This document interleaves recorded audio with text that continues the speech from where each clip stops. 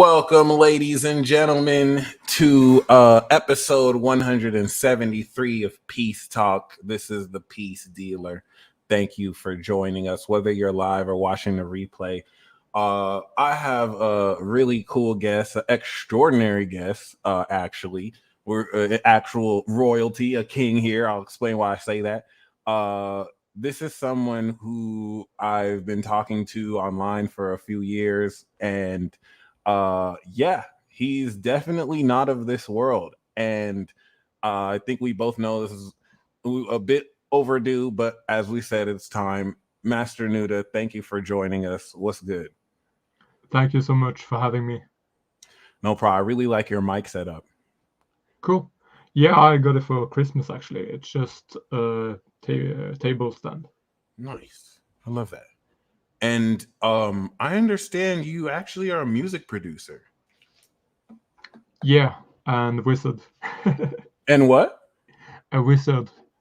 And wizard. Oh yeah, we gonna talk about the wizardry. So for those who are new to you, what's your sun, moon, and rising? I have an Aquarius sun, a Scorpio moon, and a Leo rising.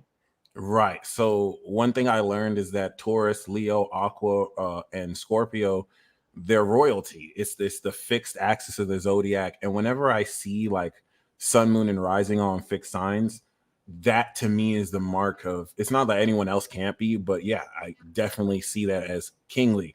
Leo rising too, that's lead role energy. And so you show other people the seventh house, just like Christian Dixie, the seventh house Aquarians are definitely very, very, very extraordinary. It's like you show other people their knowledge, but then having the Scorpio moon, what's it like to have does your Scorpio moon clash with your Aqua sun? It depends. I'm gonna put it like my Aquarius sun kind of wanna just pick flowers for his mom. My Scorpio moon kind of cage my Leo when it wants to think. So now it's like it's a power struggle between all of them. Yeah, it's literally like three royals just like playing tug of war, like, which is just very interesting. And then you also probably have Pluto on your moon. Yeah. So that's a rare 248-year aspect that for the suns and the moons and the risings will never happen again. And Moon, Scorpio, Pluto is, I think, top 5 most important natal aspects that only until now I think will fully be explored. And what do you feel like that as far as like the growth of it? Like, you know, it's probably not an easy energy to just in your 20s and 30s fully understand. It has been very challenging family-wise, but In your 4th house too, right? Yeah, it's my 4th house. Okay. What's it like to have Pluto in the 4th in Scorpio? I think it's 4th house. This will sound controversial, but I'm living controversy. I'm living contradiction. Aquarius. Yeah, I believe 4th house to be the house of love. Interesting. So I have a very what should we call it? Deadly love relationships. So the 4th charity does start at home. We're Defonte, and I like that because the 5th house is seen as children, your inner child, the creativity, romantic love. So it's not far off to say that you need to have a stable foundation of 4th house love to influence how it is you kind of manifest that. So I like that you felt it was controversial as well. One thing that please go ahead. Yeah, something I just want to say that my moon is 18 degrees Scorpio and Pluto is 22 degrees.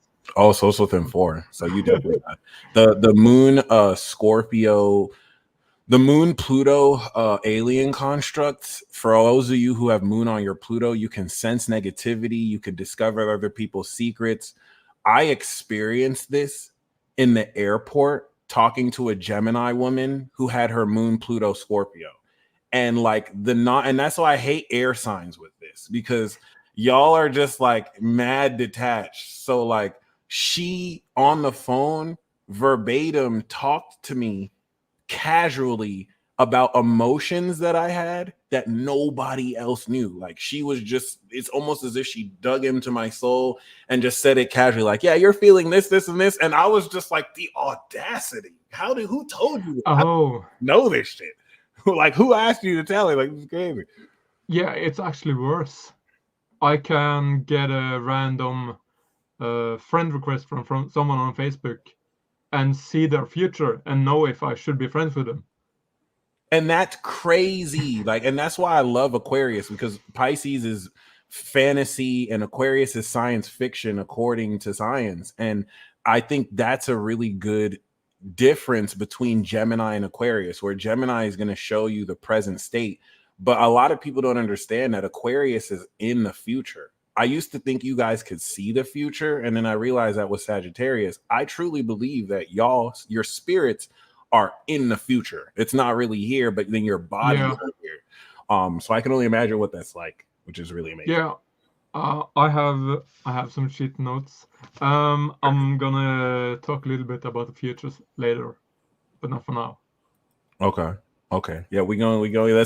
That's one thing that I know you're into predictions. You're always sending me predictions from other people, and sending predictions. And Yeah, I think it's cool that your relationship with them is gonna be a little bit different from us. And I did say you're in the future when the only time is now. So that's another thing. Like, you represent this causal realm that, with Uranus, and I do see y'all as humanitarians. Actually, I see y'all as aliens and celestials. I don't think a single one of you are human. But like, hey, that's neither here nor there. Pisces, you're not human too. Okay. But like, other than that, I'm sure you have human forms or whatever. And that's really why I'm excited, because Aquarians born in the 1800s, none of them know what it's like to have Pluto and Aquarius. Aquarians born in the 1900s, none of them have ever experienced Pluto and Aquarius. So like, you all are the few Aquarians out of everyone with Aquarius energy who's having this Pluto. And I feel like none of that's a coincidence. That says a lot about y'all and your graduating class. And what's your first impression of Pluto and Aquarius? How do you feel about it being your sign? See, hold on. You see how he smiled knowingly? You see? No, I was smiling at Colby's comment. Oh, okay, We'll cool, talk cool, about cool, the future in the future. All right, cool. Pluto and Aquarius. I love revolution. I love all this shit going on in Europe at the moment. Right, and you're in the thick of it, like you're there. Yeah, kind of, but Norway doesn't really care about the rest of the world. We just like to look good on Instagram. Right. So okay, on the Israel. So you guys are like Switzerland, just staying neutral. Yeah, kind of. I used to say that you can live your whole life in Norway without caring about the world, because we can get everything locally if we want to, probably. Nice. Okay. So kind of living in Norway is like living in a bubble. And up to my spiritual awakening in 2018, during the Lions portal, Okay.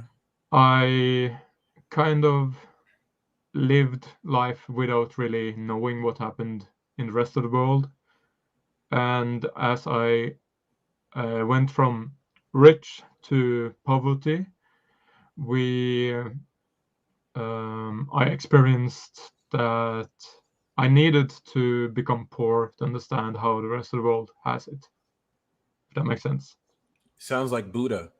He left his princely beginnings to, see the world. And I love that you Your said words, not mine. right. I like that you mentioned revolution for sure. It's an honor to just kind of be here while it's going down, playing our part. Oh, but something I want to talk about, because nobody talks about it, and it makes me mad. Where are the millennials? The millennials. Yeah, we see world governments. It's controlled by boomers and Gen X. internet is controlled by Gen Z. Gen Z, yeah. Where are the millennials? We're Well, I supposed saw to somebody. rule this earth the next decades. No, that's facts. I saw a video saying that a millennial was saying that it's almost as if the boomers and Gen X or the boomers want to hold on to power. They don't want to let it Yeah. go. It's almost they're perpetually keeping us kids. But I like how you said about Gen Z and even Generation Alpha. And that's what I think Pluto and Aquarius is going to signify, like the rise of the millennials, just like we Yeah. saw with Pluto Capricorn and the rise of Gen X. So, I love that you mentioned Jupiter going over your moon sparked your awakening. That's very, very, Yeah. 2018 was when it was in Scorpio. So, we're just trying to pay rent and not die at this point. And I think it's going to be Yeah. amazing. It's like the conflict. It's like a hot potato. Like the conflict of what we have to do is a lot more intense than previous Yeah. generations. And we might be the generation that the game ends on with the hot potato. So it's just like, Yeah. I've used like, since we all have Pluto and Scorpio, we're kind of the corruption cleanup crew. yes. So I've used like what we are gonna do is kind of, or what I expect our generation to do is to take every single constitution on Earth and just go through it and get rid of what doesn't work. Dude, I have rewrite everything. chills. I have chills. So we're on the same page. Every Pluto Scorpio. Yeah. And a lot of this is because Pluto Sagittarius starts with Saturn and Aries, the brand new karmic cycle. Oh. So they're going to create a brand new world. In order for them to create a brand new world, destruction, Scorpio comes before creation. So I mean, you nailed it, bro. Like I really do doing that. People they say that Pluto is the destroyer. Yeah. But if you view him rather like the purifier. The purifier, right. Everything that's because not built he's in just purity. cleansing everything that doesn't work anymore. Exactly. And I think a lot of people, they are like, oh, we want to, like a Gen Z, they are like, we want to destroy everything, but no, we shouldn't destroy it. We should just move another way. It's like everything that's not built in purity gets destroyed. And I love that we mentioned 2036 because Saturn Aries to 2036 is every individual awakening their powers. And then by 2036, we're integrating a new society of awakened individuals, or at least just the next level. I'm sure every time. Oh, that's sick. I actually got a channeled message about 2036. Let's see. What is it about? It's something 2036. I think it's gonna be, because what I'm jumping back and forth in the future, but like my future self, which makes weird to say, from 2029 told me that in 2025 we will join the Galactic Federation. Officially. Yeah, as a member. Finally. So, but by 2036 there was something that was happening, but I don't remember what it is. It's something about new DNA. Oh, not in a transhumanistic way, right? But like actual new DNA. Yeah, it's like ethereal DNA. It's not rainbow. It's like this blue and platinum. I don't know. I love that you mentioned the Galactic Feds. I'm in the belief that every Aquarius is a federal agent, a galactic federal agent, and you either know. See, I knew it. I knew it. It's cool. I ain't tripping. So like, yeah, About that, if you want, I can go a little bit in on that Galactic Federation. Yeah, go for it. Yeah, because let's see. Before you do, that's one thing I like. Like a lot of your methodology kind of seems woo-woo, but like every time you've used it to give me insight or advice or a reading, it is spot on. Like you'll bring up stuff that I didn't tell anyone about, and that's why I respect Aquarius. Like y'all definitely know your shit. But please go ahead. Okay, so my spiritual awakening, it started by getting to know Jax Atlantis. Shout out to Jax. Shout out to Yeah. motherfucker Jax. That's that dude. And Christy Forsyth. Oh, shout out to her too. Shout out to her too. And she just reached out to me randomly on Facebook, and she's like, "Hey, the angels told me to contact you," and I'm like, "The fuck, angels What? doesn't exist." And then she told me to reach out to Archangel Metatron, and I'm like, "Okay, how do we do this?" I'm going Google. You can pray to him, and he will answer or something. So I'm praying to him in my living room, like I'm looking stupid, and I'm like, "Hey, if you can hear me, can you please tell me what's going on?" Everything in my apartment gets flaming hot, and I see this blinding light, and it's like I have to shield my eyes because I can't see anything. It's just blinding, and I had all my blinds on the window, so there was no light source that was that bright. And then I hear this voice saying that it seems that you are lost, KnutA. And at this point, I'm like, "Oh, you're coming here to mess with me?" And he's like, "You're stumbling in the doormat to the spirit realm. Everybody's waiting for you. We've been waiting thousands of years. Just go in. The door is open." And he give me this message that I'm born to bring new extraterrestrial technology to Earth. And it gives me, Wait. You have Saturn on your sun, do you? yeah, So you're also a Reaper. So you have Pluto moon and then Saturn sun Aquarius. You're an yeah. alien. Keep going. Okay. And he says that this is a system that Earth needs, and you are born to give it in. Here you go. And I'm like, okay. I thought it was a sales system because back then I was in sales, but I started to building up on it for a long time. Then I got to know Paul Tokesoglu. Oh, shout out to him. I actually had a peace talk with him on this channel. Shout out to him. Oh, that's cool. He's such an amazing guy. Yeah, he's dope. And in his what do they call this, Council of Elrond, which was kind of this Avenger group that were gonna save the Earth, I met my wizard mentor, Heather, and she's teaching me how to connect with my spirit guides. And long story short, a couple of years later, I'm in denial because my spirit guides are like, you are born to do this," and I'm like, "No, I don't want to. Go away." And it goes so far that I fire my spirit guides. I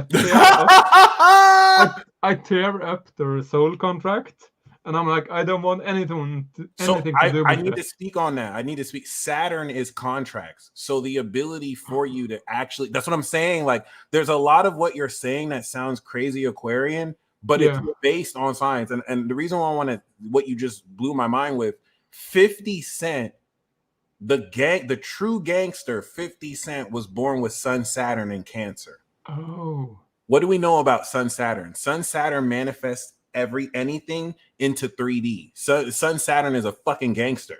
Moon Saturn, rising Saturn, but we know that 50 Cent made over $100 million selling water, and Cancer is a water sign. So, and then Aquarius would probably be extraterrestrial technology, even though it's a water bearer. So keep going. You're going in. You're going in. Yeah. So I'm like, "I don't want anyone to do with you. I tore off your soul contract," and I'm like, "Okay, finally free. I have free will."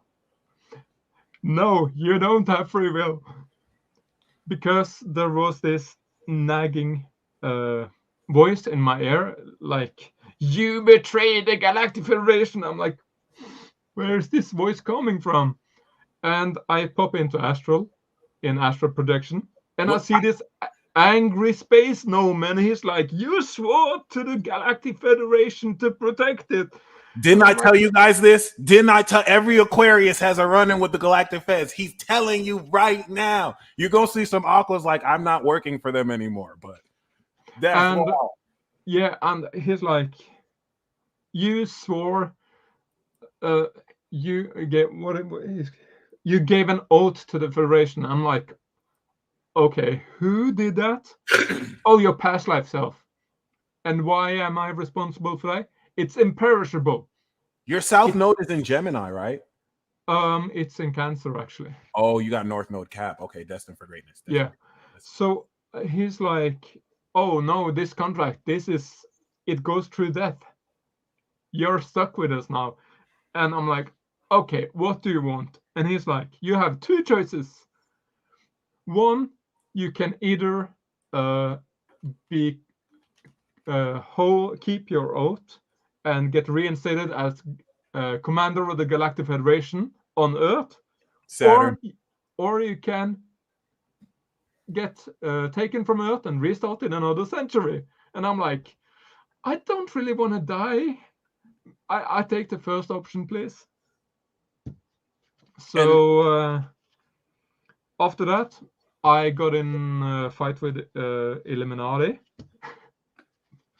because the Cabal, because they were. I was actually on this podcast with what is it called, Solo TV 86 or something. okay. He's a manosphere guy, and I was doing something really stupid. Don't do this, people. Don't challenge the Illuminati to kill you on a podcast. Don't do that. And like 10 minutes afterwards, I challenged them. I was noticing this shit in my arm, and I'm like, what the hell is this? And I was on a chat with Daisy Divinity, I think. Daisy Divinity. Shout out to her. Shout out to her. Yeah. Yeah, And I think she's we had her like, on too. there's a black magic rod in your arm, and it will explode if you try to take it out and shit. Let And me then, let me tell you uh, something about Daisy Divinity. I just need to kind of interrupt you here. First yeah, of yeah, all, no problem. I love how listening to Aquarius is we get info downloads. So Daisy Divinity is Pluto Sag. She's new gen. She's Uranus and Neptune in Aquarius, opposite Sun and Leo. So like when I was talking to her before, she would do weird shit like just channel alive people and literally like channel. She was channeling the spirit of XXX Tentacion, and like she was doing that with just intuition. And I was Yeah. skeptical at first until she verbatim told me what someone else was thinking and said that I was thinking they were doing. And I was like, oh my gosh, she's legit. And that's the thing with Aquarian energy. Like it just looks so weird. It looks so like out there until it's like, oh, you guys actually know what you're talking about. Like this is crazy. Yeah. And then she was telling me how to get it out of my arm. And I'm like, what do they want? And she's like, we can speak to them. So she connected to the Illuminati through telepathy, I believe, and we spoke to one of their warlocks, I think it's called, and he was like, "We want to recruit you. You've been a member of Illuminati in a past life, and you are building a new system. We want to give you 1 billion for it." And I'm like, 1 billion? It's kind of low. You took it. So you're in the you're in the Illuminati. No, no, Thank no, you. no. But I was invited to go to their headquarters, and I was actually planning to do it just to experience it. But then COVID came. But No way. I was supposed to wait for this black envelope in the post with a golden raven crest on it, I think. So now in 2024, I'm about to launch the world's first metaphysical technology company.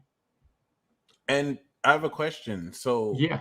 just like you broke contracts in the seventh house, is that something you're able to do for other people, like establish or break contracts for them? Yeah, I can completely rewrite their Akashic records. And then I've always had a theory about Aquarians, and many Aquarians who I speak to corroborate this theory. I have the theory that Pisces has a vibration that's beyond the physical, and Aquarius, sun, moon, and risings, you have like the highest universal level of frequency, so that when frequency generators are modulated to affect it. It affects you guys almost like a dog whistle that like we can't necessarily hear, but you guys sense.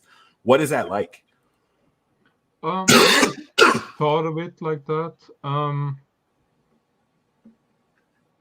Can you rephrase the question?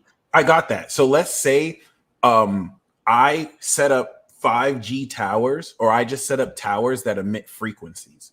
Yeah. Let's say I program, and I'm not saying that that's what's happening, but let's say I program those frequencies and the frequencies affect people negatively.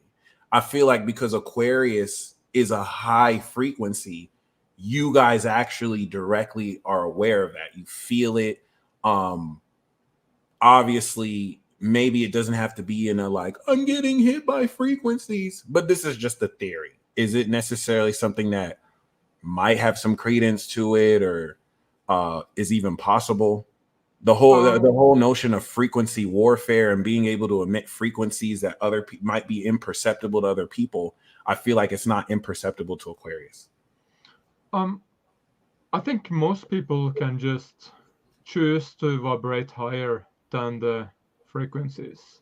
So okay, so I believe that. So basically, it's something you can defend against. Oh yeah, totally. You can even just say to yourself that there's a blue bubble shield around me, and that will just protect you. All right, that's what's up. I think now that Pluto's in Aquarius, but let me explain why it works, because this is what science doesn't understand. And it's that because Elon Musk said that reality is an illusion. Do you agree in that? Well, or not a Virgo. What's opposite simulation. of Virgo? What's opposite of Virgo? Reality is a simulation. Do you agree? Well, we know Pisces is opposite of Virgo, and Pisces is a dream. We Okay, also know that. Let me rephrase it. Do you believe life is a video game?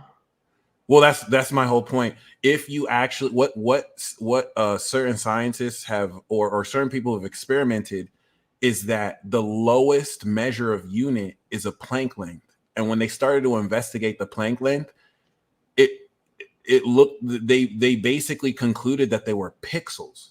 So I mean, if we're in a world of pixels, and then if this physical, Virgo is opposite Pisces, so if this is solid, it is technically an illusion because it's not really solid. It's just condensed energy. Yeah. So, as far as if it is a program, if this is a simulation, then we would have coded programming through cycles that kind of always plays out. And I kind of do believe Elon. I didn't even know he said that. I do 100%. Oh, it was actually live on a keynote, and people started like, "Oh my God, he said we're living in a simulation." So I 100% believe not only are we living in a simulation, I feel like we're the avatars of our higher selves, kind of playing through this game. Yeah, but if we say like God, let's say God exists, so God made the simulation.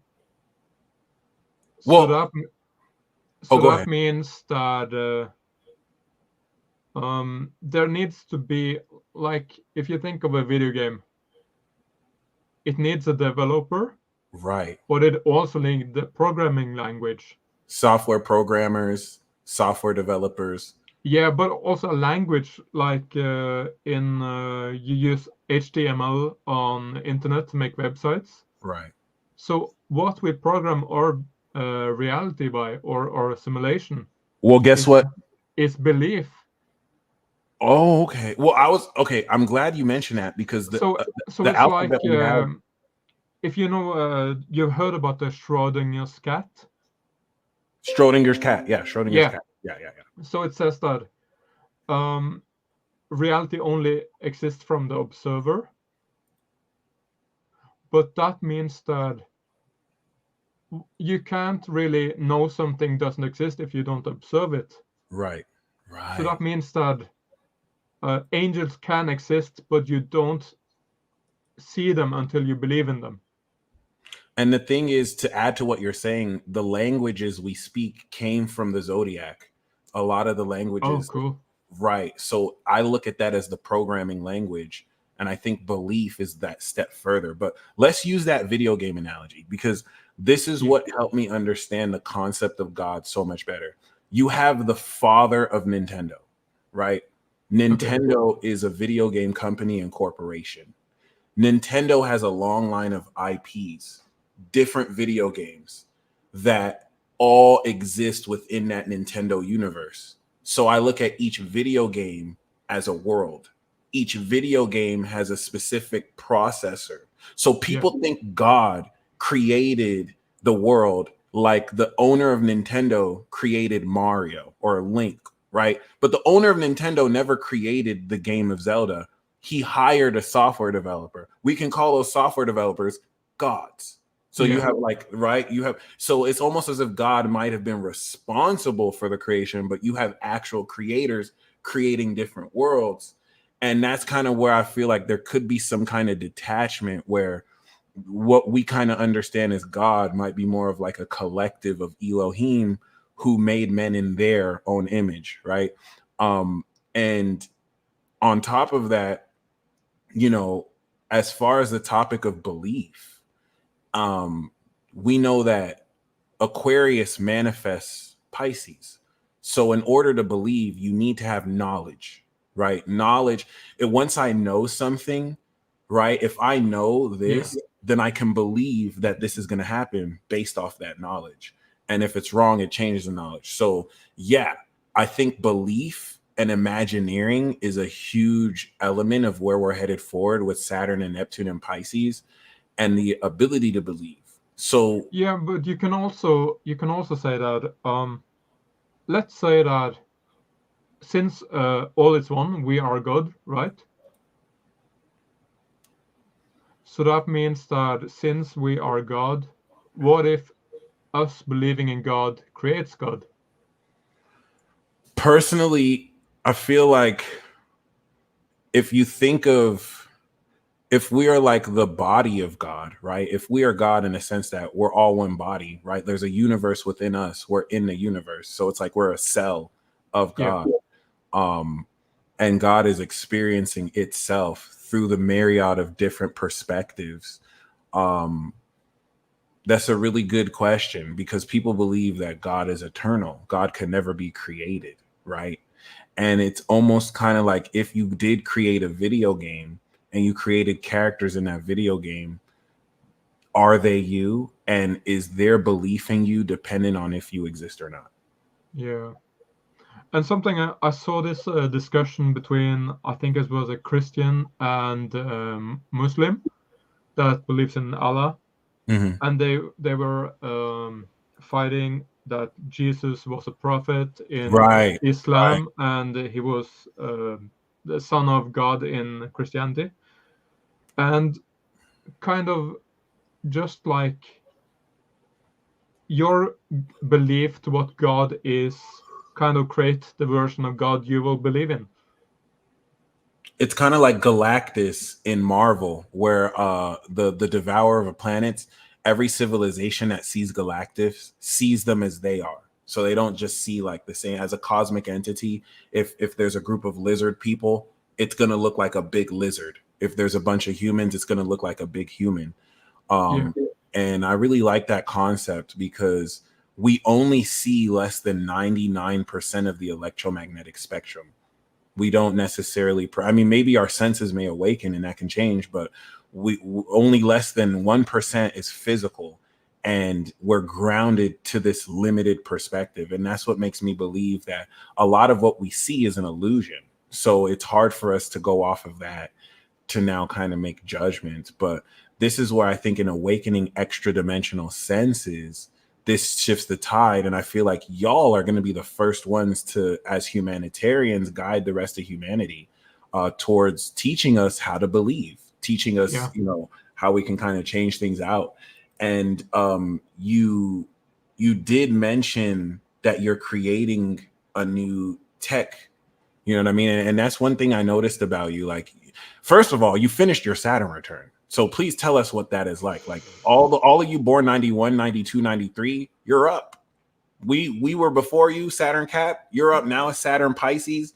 So how do you feel before that versus after that? I know before I didn't know what I was doing with my life. During and after, I am straight. Like I know my mission. I know what to do. Like it all came together. For those of you who haven't gone through it yet, you just need a Saturn return. Okay, I'm about to blow your mind. Let's go. The space gnome appeared during my Saturn return. What? And it was like, you betrayed us. Fuck you. That was during Get- the Saturn return? Yeah, Oh, and now that was karma like, coming get back. out of the hermit cave. If you don't want to go, we're gonna kick you. So that's even why I'm more. here today. This is me coming out of the hermit cave. You're finishing your Hello, contract. humans. And I also learned that when Saturn goes through your 7th house, it prepares you for marriage and divorce. You go into business partnerships. So I guess you'd say your standards have raised in relationships considerably. Maybe, yeah, I think so. Something that I've discovered, which is very weird to me, because like in Placidus, due to me being in Europe, I have like 2 or 4 what is called So you had intercepted houses. intercepted houses. Yeah. Okay. So my 7th house is only like 10 degrees. Oh, I see. So it's like, how am I gonna find a relationship within those 10 equal degrees? house. You got to use equal houses. But they are in Aquarius, and I'm like, oh, I actually like Aquarius women. So it's like, oh, we're gonna be this alien power couple to lead the world. I like Aquarius. It's like a fairy tale. They alien sexy as fuck. I like all types of them. But I really like that explanation too, and it's just very grounded, and at least as far as like through the experience. And for Gemini's relationship with Pisces is we manifest our dream legacy. Libra's relationship with Pisces is they manifest their dream life. Aquarius's relationship with Pisces, you manifest dreams themselves. And this is another prevailing theory that I feel like Aqua Moon, Aqua Rising, and Aqua Sun. I feel like with Saturn and Neptune and Pisces, it's engineering your imagineering to the point where you can imagine something, pull it out of the astral realm, and materialize it out of thin air. I'm gonna blow your mind even more. Are you ready? Yes, let's go. Let's go. My mom is a Pisces, and my grandmother is a Scorpio. Ooh. And my younger brother is an Aquarius as well. With the Libra moon? No, he got a Libra rising. A Libra rising, okay. But he's an Aries moon. So Aries moon, there we go. Word. I love that. And what is really interesting to me is that my mom is a Leo rising, I'm a Leo rising, and I have a 10-year-old daughter, which is a Leo rising. Oh, so she's not her mom is a Leo sun, but she's a Leo rising. Yeah. Interesting. Very interesting. I love family synastry like that. Yeah, and what is really cool is that my midheaven is 8 degrees of Aries. Oh, not Taurus. Okay, nice. No, I have it on your Mars. You have it on my Mars. Yeah, you actually do. So yes, and my daughter got her Uranus on my midheaven. Oh, that's very interesting. So I'm like, oh, she's gonna inherit my $1 trillion empire when I'm gone. What do you? And that's wild. That's why you're having your daughter's Uranus on your MC is wild. I always felt like that kind of pushes you forward. But what do you feel about the North Node? I feel like the North Node coming close to your MC is destining you for success. Like you're kind of destined. Yeah. To. So congrats. I'm stepping more into my music. That was the next question I wanted to ask. So what inspired you to start making, for those of you who aren't aware, KnutA, I linked your Instagram. I know you have a SoundCloud page, and not anymore. Not anymore. Okay, I've heard you sing. I've heard you kind of produce. When did you start, and where are you going with it? Okay, let's me try to take the short version. Okay, I'm born into a musical family. Both my parents are musicians. Mm-hmm. My dad is a music conductor and music school principal. I started playing piano when I was 8. I had 3 years of lessons. Then I was self-taught for the next 20 years. I was 10 years in a brass band playing like a small trumpet. And I started DJing in 2010. And I DJed 4 years or something on a nightclub. That's the Leo Rising. Yeah.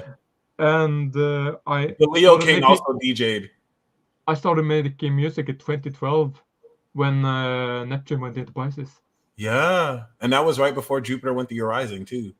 Yeah. I love that. And now I've been having this insane imposter syndrome. I'm gonna explain to you. I'm gonna first do the music, then I'm gonna do the rest of my life afterwards. So I've been making something like 4,000 or 5,000 songs without never releasing anything because I didn't feel worthy. So I could probably post one song the next, I don't know, 5 years every day without ever creating something new. The comment And was you read like, the I'm not Akashic even for others. stoned. You read the Akashic for others, right? I can. I I will haven't just done it say, yeah, yet. I definitely believe that. And But also my imposter syndrome, especially being an Aquarius, because I got Chiron on my Earth sign. and Virgo. No, opposite of Sun. Oh, and Leo. Yes, you were born with that. Yeah, Saturn opposite Chiron. Yeah. but it's in 12th house. Okay, but it's connected to your first house in Leo. I see what you mean. Yeah, It just falls into 12. and that gives performance anxiety. Yeah, and a 12 house placements bring imposter syndrome, and so it brings me to my next question, because this is another theory that I've had about people born in 91 and 92. Yeah. You guys are the only ones that have Uranus and Neptune on your north node in Capricorn. I don't think people know how incredible that is, and I feel like that makes your destiny. You guys are destined to do things that are going to be retarded to other people because it's just so out there. Like you're destined to innovate corporations, business. I don't even want to just use those stereotypical Capricorn terms. Yeah. What is it like to have that? And then two, what do you feel that being behind your Aquarius sun has to do with, like doubt or just being unaware of elements of your destiny? Like that's very deep. Like Uranus and Neptune is in And my sixth house. it's in your sixth house, but it's 12th house, your Aqua sun. Yeah, but it's in Capricorn. So right. I think that Neptune in Capricorn is about manifesting dreams into reality. So I think we're the generation of dreamers. We grew up with Harry Potter, Disney, like all these big franchises that told us to dream and, oh, you're gonna meet the prince one day. Oh, you didn't. Too bad. Do something else. Right. So I think that Uranus combined with Neptune in Capricorn, it's kind of like creating multi-dimensional real estate. I like that. On Earth. Right. If that makes sense. Yeah. Because I feel that like Uranus is the internet. And if you see when almost all technology companies we have today were created when Neptune was in Aquarius. Oh. So and then when Neptune went into Pisces, we got virtual reality. So it's like Neptune is first he was dreaming. If you think of Neptune as Poseidon, so first he was dreaming, then he was on the internet, and then he started building internet homes for his people. If that makes sense. No, it definitely does. It definitely does. And also something with my imposter syndrome, because when I go to, like, I've watched 8,000 tarot readings or something on YouTube. Like, it's absurd, but it's because I didn't feel worthy to use tarot because I knew I was gonna either destroy it or improve it. Mm-hmm. So I have actually made my own card deck system that is better than tarot. It's called the Soul Story cards. If you can read, it says it's a spiritual Oh, you card got deck. them physical? Oh yeah, Oh, those are your own cards. yeah. It's the only deck that exists in the world of these cards. Oh my god, that's what's But up. but it's made with artificial intelligence, so don't hate me. You used But Bard, right? It's called Gemini now. no, I used an art image generator called Wonder AI. Oh, okay, gotcha. But it says that it's a spiritual card deck for soul searching, shadow work, and spying on your exes. Yeah. But what this does compared to tarot, because what I hate about tarot is that it's so vague. People are like, oh, this is the page of cups. Your future spouse might be a Cancer, a Scorpio, or a Pisces. And I'm like, no, here, you take the page of cups. This is not the page of cups, but anyways, I have card dices. So you can roll a dice and be like, oh, your future spouse is a Cancer. No more vague shit. We just giving you the answers. And this one has this codec has 8 elements, 8 suits, 20 stories, 32 court cards, 176 divine channeling quotes, 1056 dice throws, and has 88 cards, not 78. 76, So 78. 78. So you added 10. Are someone wants to know where can we buy it? Not yet, because I have to figure out the those that made this codec. I kind of got in an argument with them, and we're not on good terms anymore. Oh no. So you got the only deck right now. I love that. Yeah, but about the deck, what I did was that I added 11 and 12 of all the suits Oh. because I believe that numerology is wrong too. It should go to 12. And I added, what did I add? I added 2 major arcana cards, I believe. Okay. Would that make sense? Yeah. 8 to, yeah, I think that is it. So I add, and I got rid of the fool. You Or I got rid made, of the fool or maybe I made him number 1, I think. instead of number 0. Okay. Yeah.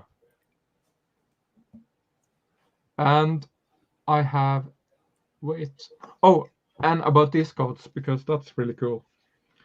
They got like, oh, that's actually a They cool look card. like a trading card game. Yeah, it's designed like that.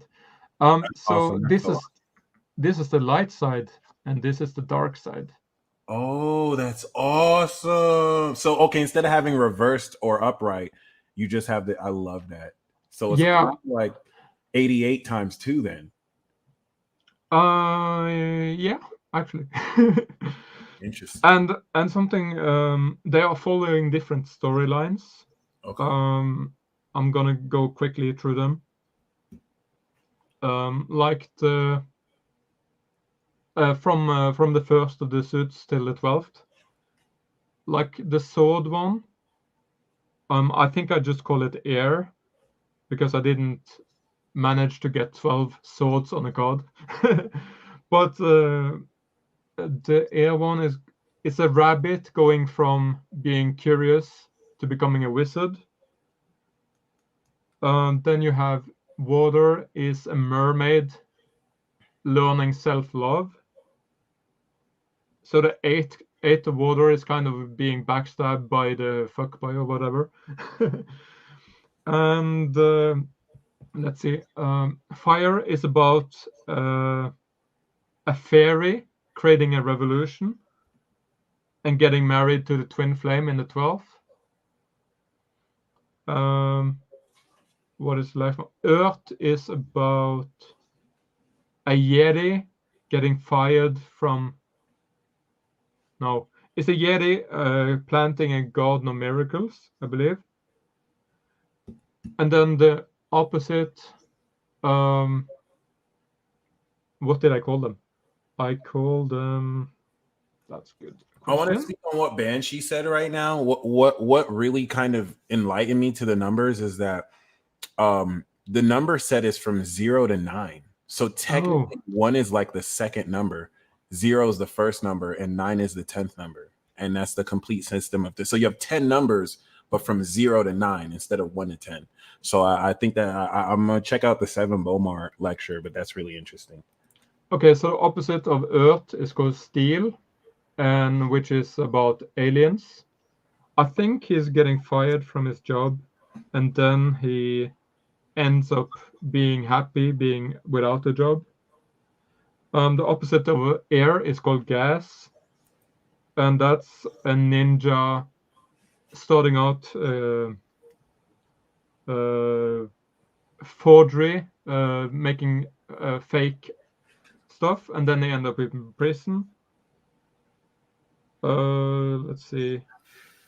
The water dark side is called oil, and that's a skeleton that is dreaming to become a pirate, but then he realizes he's sitting on job and dreaming. And what is called opposite of fire is blood in my deck, and it's like this vampire being ridiculed by his dad. Then he starts a revolution, but he realized that he killed his dad. When are you making the animated series, bro? we need the animated series. We need the story. In the future, it's gonna probably be an anime, clothing line, games. Another thing, Marvel. There is no limits. Another thing I want to speak on is in watching your development, you constantly always made these new projects, stopped them, made a new one, stopped them. And I feel like that's a beautiful expression of us as late bloomers, where we feel we got it and then there's edits. So like, what's that also being like? Because like, you know, in conclusion, for the last 10 minutes, like, let's talk about what you predict. Let's talk about your predictions. What do you feel about late bloomers, being a late bloomer? And then what do you also feel about the rest of this decade? Fill us in. Ooh, I can say something that my guides have told me, that this decade from 2020 to 2030-ish, humanity will advance 1,000 years into the future in technology. I believe it. So it's kind of the same as during the Industrial Revolution. So flying cars. Oh yeah, there's currently 95 car companies on Earth that has working on flying cars since 2020. How do you regulate the fly? I feel like if they try to regulate flying cars, only a few people. It's like having a pilot's license. So you'd basically have to like know how to do that. How do you deal with air crashes from the sky? Just like, I think they have to force them to be self-driving. Okay, and they probably can't go higher past a certain height. Yeah, because then you crash with a dome. Oh my god! Oh, you believe in the firmament? Oh, okay. Word. I'm not at that level yet, but you know, I think we're gonna be able. I'm gonna tell you something that NASA doesn't agree with. Okay. I asked ChatGPT if every space company gets funded for exploring space, doesn't that mean that we don't know if space is real? And he's like, space isn't real because everybody gets money to say it's real. So who knows? I believe space is real. I just think maybe it may not be what we think it looks like. But Even what if it's taking a rocket out there. but what if it's real because you believe in it? I mean, listen, the particle and the wave, right? I feel like I really just have to get out there myself, and that I think is also a huge feature of, just like how people have technology that can produce stuff where you needed a producer. I feel like we're gonna find more ways to scientifically prove these things, versus just getting lost up in theory and argument. But I know. Yeah, by the way, I'm messing with you. I believe in space. Okay, cool. I was about to say, like, yeah, but it's still it's important to have these questions so we can at least question what we believe in, and we're not just believing in it blindly. And I do want to take you on that challenge. What if a lot of the things that I believe are real are only real because I believe they are, and how does that work collectively Yeah, among no. You misunderstood me. It's not that it's only real because you believe in it, like because a I believe? limitation. It's more like, what if you can't unlock superhero abilities because you don't believe in them? I feel you. Yeah. You're right. And that's what I learned about belief. So it's like, I also have the ability to invent new abilities. So it doesn't make sense. Like, I can talk with somebody and say that, poof, your hands now make plants grow or whatever, and it will happen. I feel like a lot of that is Saturn Sun though too. Moon, Pluto, Yeah, Saturn yeah, Sun. but it shouldn't be humanly possible. It goes beyond everything the science says.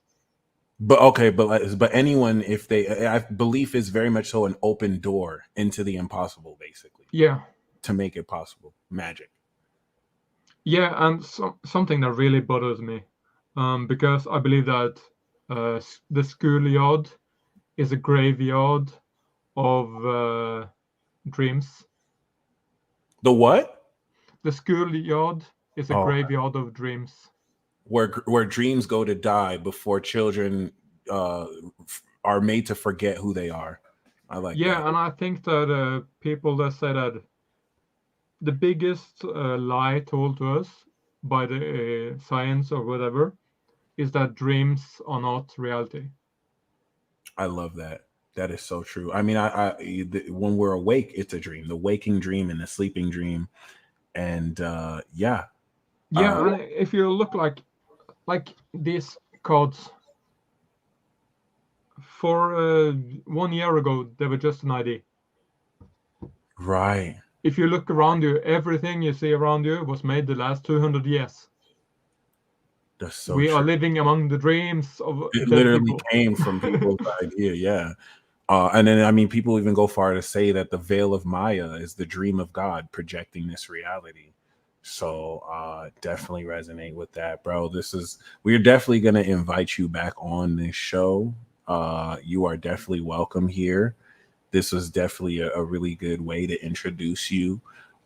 Is there any final words of encouragement or advice you have for us moving forward? Because we are stepping into a new paradigm, and that's why I'm glad we got you on representing Aquarius, because I feel like you there.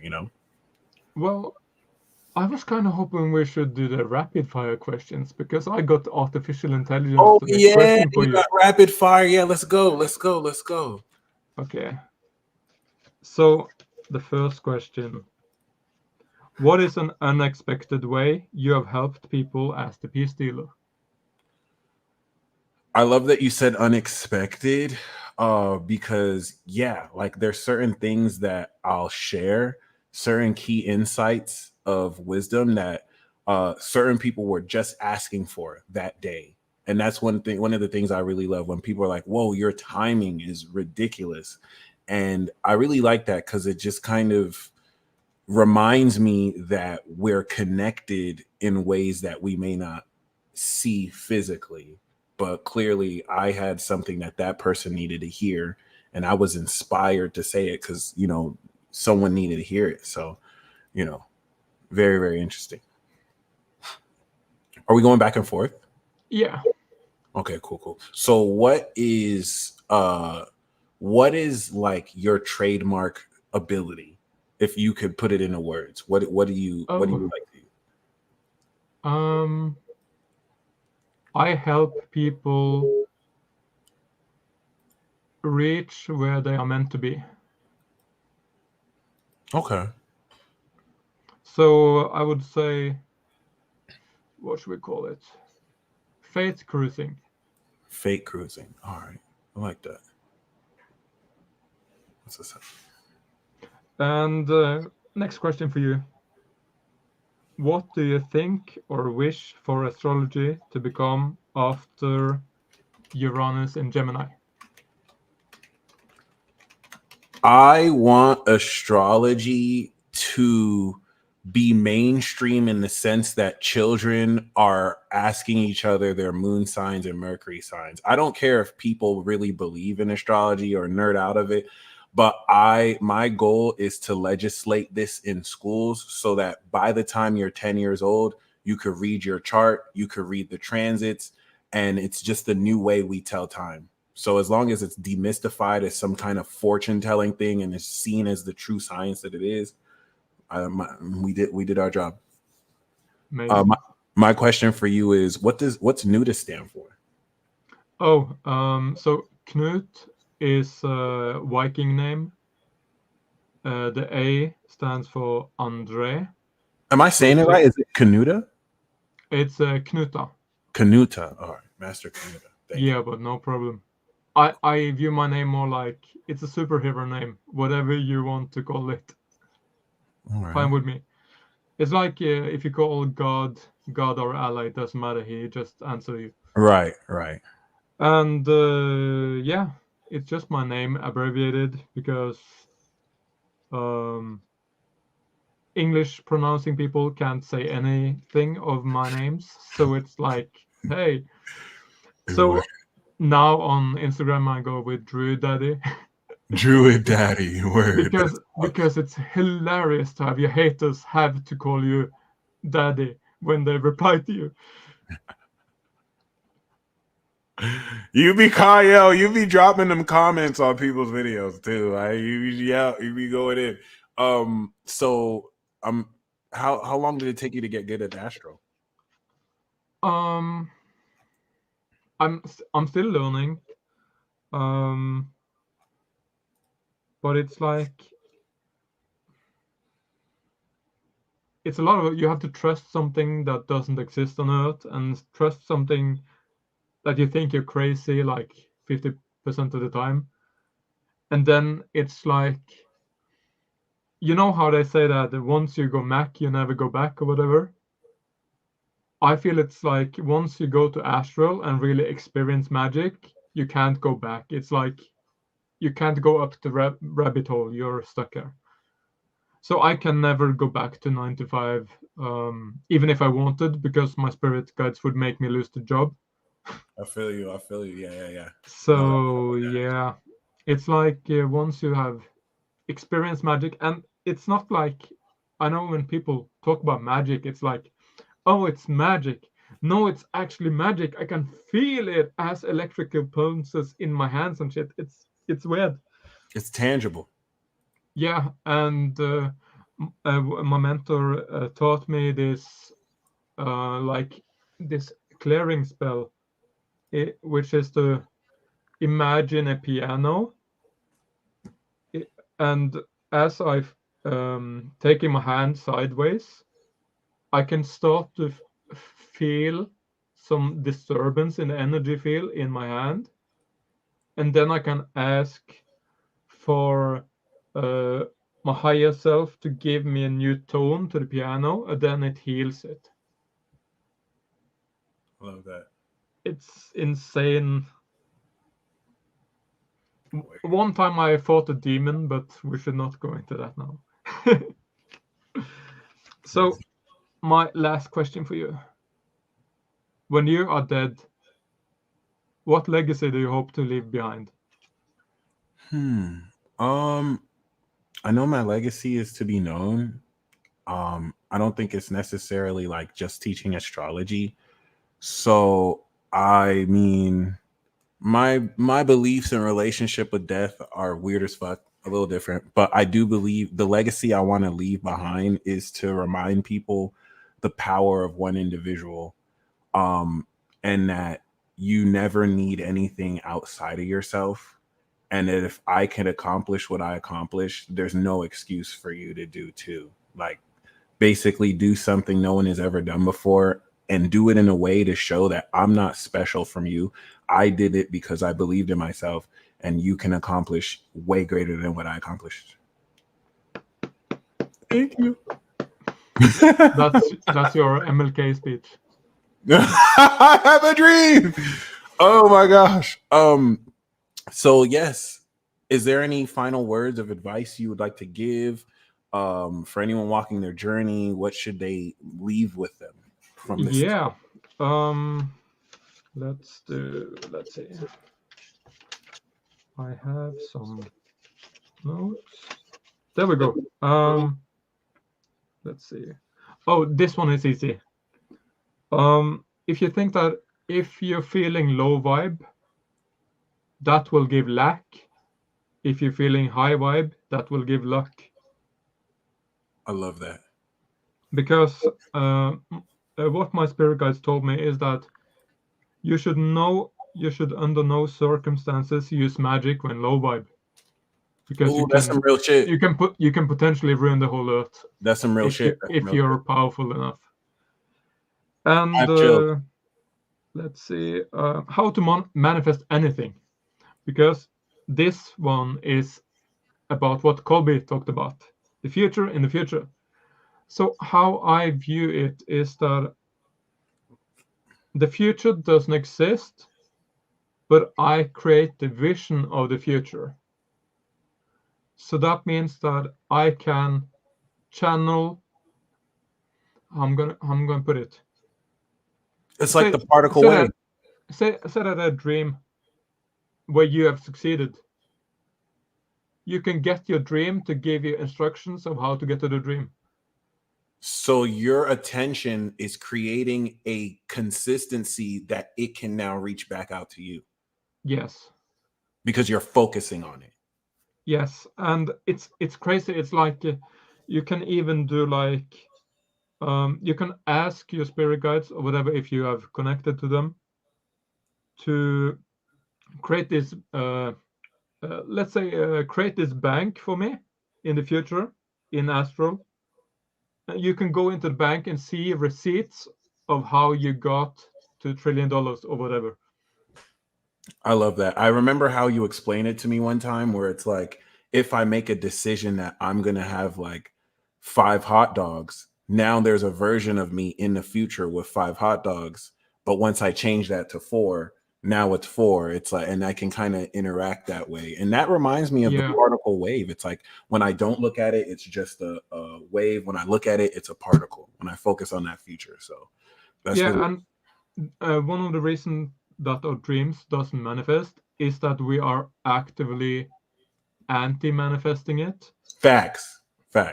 So it's like, people say that, oh, you should detach from the outcome, but you shouldn't detach from the outcome. You should just focus on the good outcome, not the bad outcome. That's so true. That's absolutely true.